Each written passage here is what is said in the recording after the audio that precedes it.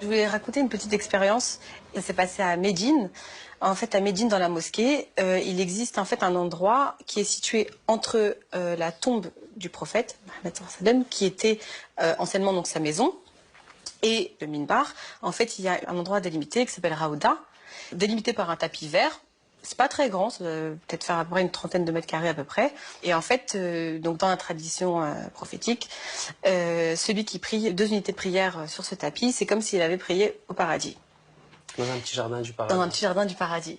Et en fait, lorsque j'y étais, j'ai été très surprise de voir en fait le comportement des personnes. Ça commence comme ça. On doit patienter. Alors on patiente, on patiente, on patiente, on patiente. Et on est plusieurs. On est je ne sais combien de personnes à vouloir aller prier sur 30 mètres carrés.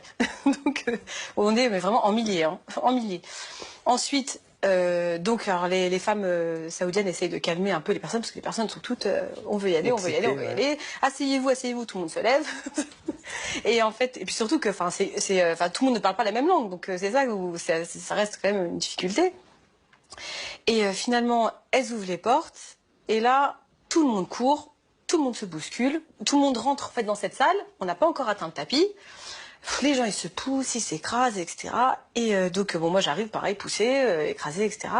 Et en fait, en arrivant sur cet endroit, je me dis, mais c'est quoi ça?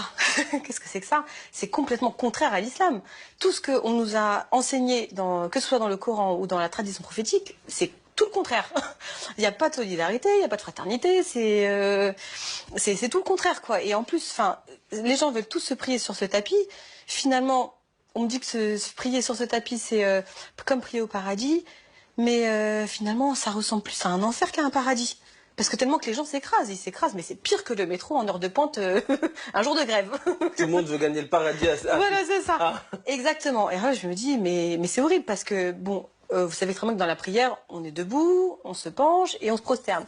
Là, le fait juste ne serait-ce que de se pencher, c'est impossible. Je me dis, mais c'est pas possible. Là, ça y est, j'ai atteint le tapis vert, je l'ai senti au niveau de mes pieds, mais je peux pas me pencher. Donc, en fait, ça sert à rien, j'ai fait tout ça pour rien. Et puis d'un coup, je me suis dit, bon, de toute façon, c'est fini, je pourrais pas prier, ça sert à rien, je suis complètement écrasée, je vais partir. Et je me suis dit, bon, foutu pour foutu, la fille qui est derrière moi qui est en train de m'écraser, je vais me retourner et je vais lui faire un petit espace et je vais lui proposer de prier. Alors, évidemment, personne ne parle la même langue, donc je me retourne et je lui fais un signe, je lui dis, vas-y, tu peux prier. Alors elle me regarde, elle comprend pas, et je lui dis, allez, vas-y, tu peux prier, vas-y. Et la fille qui était derrière, elle lui dit, regarde, elle te propose de prier.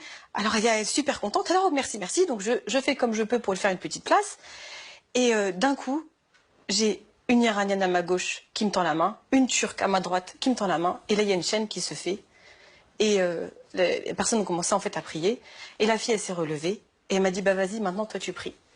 Et là, j'ai pu faire ma prière. Et quand j'ai fait ma prière, en fait, c'était merveilleux parce que... parce qu'en fait... Parce qu'en fait, c'était une très belle leçon de vie, donc ça voulait dire, en fait, le paradis, on l'accède que à travers les autres. C'était ça, en fait. C'était... Désolée. Tu vas me donner des larmes, ouais. Donc voilà, en fait, du coup, quand je suis ressortie, je me suis dit, mais c'était juste une leçon de vie, en fait, qui voulait dire...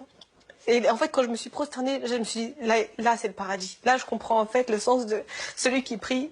Et c'est comme s'il avait pris au paradis, parce qu'en fait, c'était vraiment accéder au paradis à travers les autres. C'est d'abord, en fait, s'oublier soi-même pour les autres. Et c'est pour ça.